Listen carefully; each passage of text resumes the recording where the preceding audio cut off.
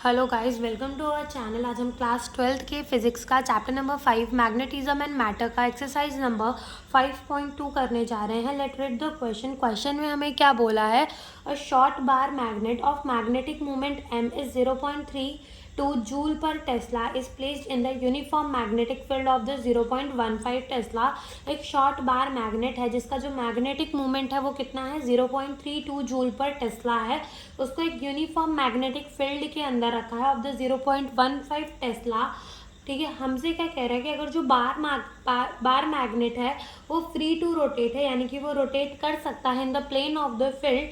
ठीक है, मतलब वो प्लेन के अंदर, तो विच ओरिएंटेशन विल करस्पॉन्ड, तो कौन सा ओरिएंटेशन होगा जो उसे स्टेबल इक्विब्रिलियम देगा एंड कौन सा ओरिएंटेशन होगा जो उसे अनस्टेबल इक्विब्रिलियम देगा, और दोनों की पोटेंशियल एनर्जी क्या होगी इन ईच केसेस। हमें क्या पूछा है, दोनों की पोटेंशियल एनर्जी पूछी है इन द ईच केसेस। ठीक है, तो हम स्टार्ट करते हैं अपना क्वेश्चन। तो देखो, सबसे पहले जो हमें क्वेश्चन में क्या क्या गिवन है हम वो लिख लेते हैं। तो देखो, क्वेश्चन में हमें सबसे पहले जो गिवन है वो क्या गिवन है कि हमें गिवन है मैग्नेटिक फील्ड की वैल्यू, जो कि हमें गिवन है 0.15 Tesla.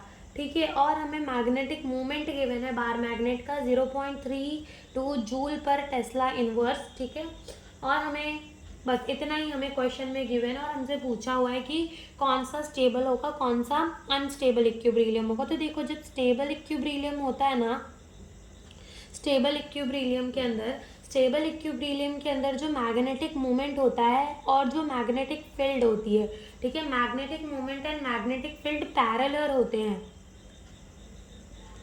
Magnetic moment and magnetic field कैसे होते हैं, पैरेलल होते हैं। और इन द अनस्टेबल इक्विब्रिलियम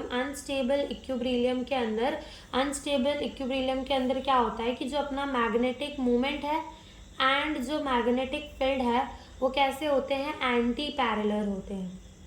ठीक है, वो कैसे होते हैं, एंटी पैरेलल होते हैं, और स्टेबल के अंदर दोनों पैरेलल होते हैं। जैसे मान लो कि ये हमारी मैग्नेटिक फील्ड हो गई।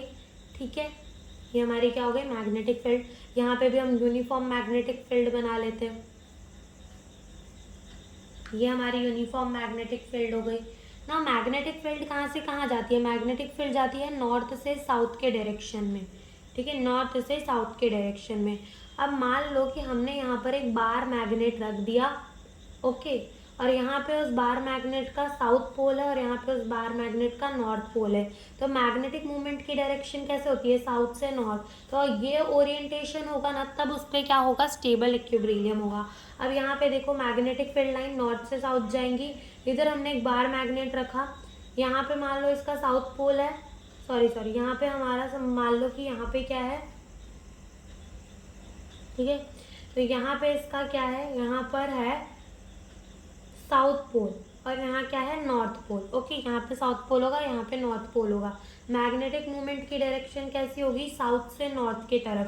तो देखो, यहाँ पर पैरेलल है magnetic field and magnetic movement. ठीक है, यहाँ पर देख लो, मैग्नेटिक फील्ड और मैग्नेटिक मूवमेंट यहाँ पे पैरेलल है। ठीक है, और यहाँ पे मैग्नेटिक मोमेंट है, मैग्नेटिक फील्ड एंटी पैरेलल है, यानी कि ये स्टेबल इक्विब्रिलियम है और ये अनस्टेबल इक्विब्रिलियम है। और दोनों ही केसेस में हमें क्या बोला है, हमें बताना है कि पोटेंशियल एनर्जी क्या होगी मैग्नेट की इन द ईच केसेस। तो जो पोटेंशियल एनर्जी होती है ना मैग्नेट की, वो कितनी होती है, जो पोटेंशियल एनर्जी होती है वो होती है m/b cos थीटा जितनी।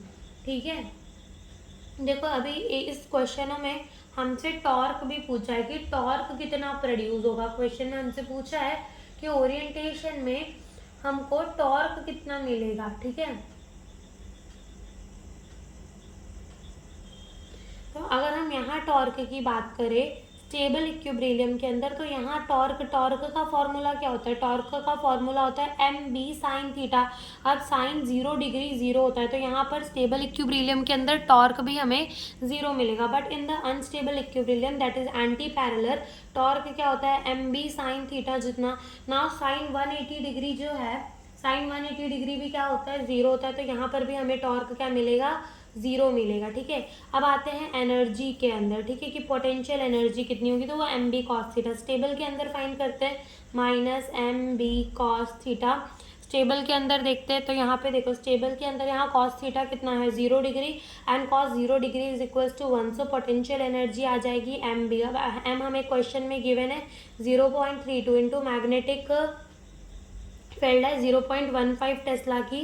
तो यहाँ से जो पोटेंशियल एनर्जी आएगी वो हमारी कितनी आएगी -0.048 जूल। ठीक है, और हम इसको ऐसे भी लिख सकते हैं कि -4.8 इंटू 10 की पावर -2 जूल।